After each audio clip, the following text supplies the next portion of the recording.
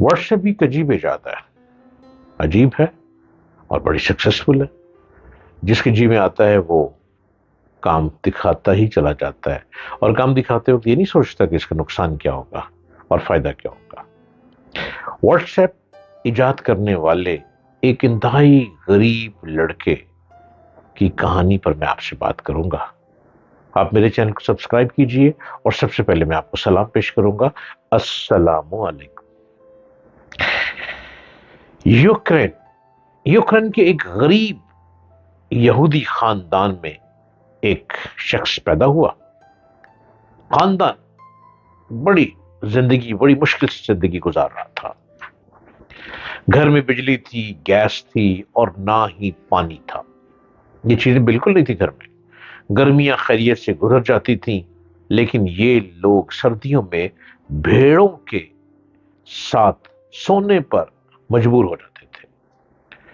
उस गुर्बत में 1992 में ज्यादती भी शामिल हो गई। यूक्रेन में यहूदियों पर एक बार फिर जुल्म शुरू हो गया। वालदा ने नकल मकानी का फैसला किया, लेकिन वालिद ने वतन छोड़ने से इनकार कर दिया। मां ने बेटे का हाथ थामा, इटैची केस में बेटे की किताबें भरी और ये दोनों अमेरिका आ गए, मां और बेटा। कैलिफोर्निया उनका नया देश था। अमेरिका में उनके पास मकान था, रोजगार था और ना ही खाने पीने का सामान। ये दोनों मां बेटा मुकम्मल तौर पर खैरात के सहारे चल रहे थे। अमेरिका में फूड स्टैंप के नाम से एक फलाही सिलसिला चल रहा है। हुकूमत इंतहाई गरीब लोगों को खाने पीने की अशिया खरीदने के लिए फूड स्टैंप्स देती है। ये स्टैंप्स अमेरिकी खैरात होती है, अमेरिकी खैरात होती है अमेरिका की। ये लोग इतने गरीब थे कि ये जिंदगी बचाने के लिए खैरात लेने पर मजबूर थे। जैन कौम के पास पढ़ाई के अलावा कोई चारा नहीं था। ये पढ़ने लगा। वक्त गुजरने के साथ साथ पढ़ाई महंगी होने लगी। फूड स्टैंप्स में गुजारा मुश्किल हो गया। जैन कौम ने पार्ट टाइम नौकरी तलाश की।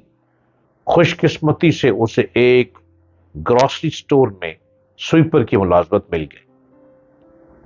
स्टोर की फर्श से लेकर बाथरूम और दरवाजों खिड़कियों से लेकर सड़क तक सफाई उसकी जिम्मेदारी थी। वो बरसों ये जिम्मेदारी निभाता रहा। वो 18 साल की उम्र में कंप्यूटर प्रोग्रामिंग के खबत में मुब्तला हो गया। ये शौक उसे सेंट जोसेफ स्टेट यूनिवर्सिटी ले गया। वो 1997 में याहू में भर्ती हुआ और उसने 9 साल तक सर नीचे करके याहू में गुजार दिए। मैं फेस आई ये 2004 आहिस्ता आहिस्ता मकबूल होती चली गई। ये 2007 में दुनिया की बड़ी कंपनी बन गई। जैन कॉम ने फेसबुक में अप्लाई किया, लेकिन फेसबुक को उसमें कोई पोटेंशियल नजर ना आया। वो ये नौकरी हासिल ना कर सका। वो मजीद 2 साल याहू में रहा। वो आईफोन खरीदना चाहता था, लेकिन हालात इजाजत नहीं दे रहे थे। उसने थोड़े थोड़े पैसे जमा किए और नया आईफोन खरीद लिया। ये आईफोन आगे चलकर उसके लिए सोने की कान साबित हुआ।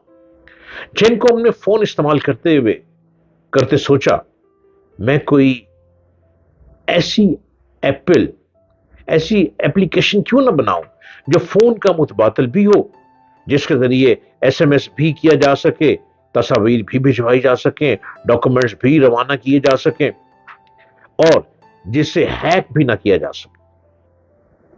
यह एक अनोखा आइडिया था। उसने ये आइडिया अपने एक दोस्त ब्रायन एक्टन के साथ शेयर किया। ये दोनों उसी आइडिया पर लग गए। ये काम करते रहे। काम करते करते यहां तक कि ये 2 साल में एक तिलस्माती एप्लीकेशन बनाने में कामयाब हो गए। یہ ایپ فروری 2009 میں لانچ ہوئی اور یہ دیکھتے ہی دیکھتے مقبولیت کی حدیں کراس کر گئی۔ یہ ایپ ٹیلی کمیونیکیشن میں انقلاب کی تھی، اس نے پوری دنیا کو جوڑ دیا۔ یہ ایپلیکیشن واٹس ایپ کہلاتی ہے۔ دنیا کے 1 ارب لوگ اس وقت یہ ایپ استعمال کر رہے ہیں۔ یہ ایپ دنیا کا تیز ترین محفوظ ترین ذریعہ ابلاغ ہے، رابطہ کرنے کا۔ آپ واٹس ایپ ڈاؤن لوڈ کریں اور آپ دنیا کے کسی بھی کونے میں چلے جائیں، آپ کو نیا فون اور نیا نمبر خریدنے کی ضرورت نہیں پڑے گی، اور نہ ہی آپ کسی موبائل کمپنی کے ہاتھوں بلیک میل ہوں گے۔ آپ پوری دنیا کے ساتھ رابطے میں رہیں اور پوری دنیا کے ساتھ رابطے میں رہیں گے۔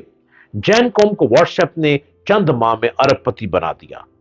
یہ ایپلیکیشن اس قدر کامیاب ہوئی کہ دنیا بھر کی کمپنیوں نے اس کی خریداری کے لیے بولی دینا شروع کر دی، لیکن یہ انکار کرتا رہا۔ فروری 2014 میں فیس بک بھی واٹس ایپ کی خریداری کی دوڑ میں شامل ہو گئی۔ فیس بک کی انتظامیہ نے جب اس سے رابطہ کیا تو اس کی ہنسی نکل گئی۔ اس نے خدا کا شکر ادا کیا اور کہکا لگا کر بولا، یہ وہ ادارہ تھا جس نے مجھے 2007 میں نوکری دینے سے انکار کر دیا تھا۔ وہ دیر تک ہنستا رہا۔ اس نے اس ہنسی کے دوران فیس بک کو ہاں کر دی۔ $19 بلین میں سودا ہو گیا۔ یہ کتنی بڑی رقم ہے، آپ اس کا اندازہ پاکستان کے کل مالیاتی ذخائر سے لگا لیجئے۔ پاکستان کا فورن ایکسچینج اس وقت $22 ارب ہے، $22 ارب ہے، اور پاکستان 70 برسوں میں ان ذخائر تک پہنچا، جبکہ جین کوم نے ایک ایپلیکیشن $19 ارب میں فروخت کی۔ جین کوم نے فیس بک کے ساتھ سودے میں صرف ایک شرط رکھی، میں فوڈ سٹیمپ دینے والے ادارے کو ویٹنگ روم میں بیٹھ کر دستخط کروں گا، ان کے ادارے میں بیٹھ کر، ان کے ویٹنگ روم کے ادارے میں بیٹھ کر دستخط کروں گا۔ فیس بک کے لیے یہ شرط عجیب تھی۔ یہ لوگ یہ معاہدہ اپنے دفتر یا اس کے آفس میں کرنا چاہتے تھے، لیکن وہ ڈٹ گیا، یہاں تک کہ فیس بک اس کی ضد کے سامنے پسپائی اختیار کرنے پر مجبور ہو گئی۔ ایک تاریخ طے ہوئی، فیس بک کے لوگ فلاحی سینٹر پہنچے، وہ ویٹنگ روم کے آخری کونے کی آخری کرسی پر بیٹھا ہوا رو رہا تھا۔